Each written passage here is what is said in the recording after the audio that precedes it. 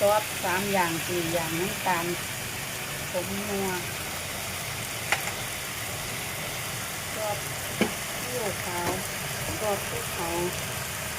น้ำมันหอยน้ำตาลผงอายิโนะโมโตะใส่น้ำสนั่นไม่ต้องชิมแบบเผ็ดติดอันตอนเจียวกระเทียมก็สิใส่พริกแห้งตัวนั้นมันมีรสเผ็ดนิดหน่อยต้องหอม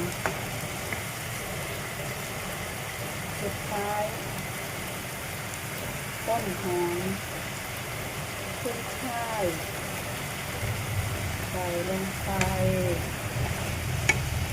คลุกเคล้าให้เข้ากันโคเลเข้าไปแซ่บเลยจ้าแล้วใส่น้ำได้แบบเต็ม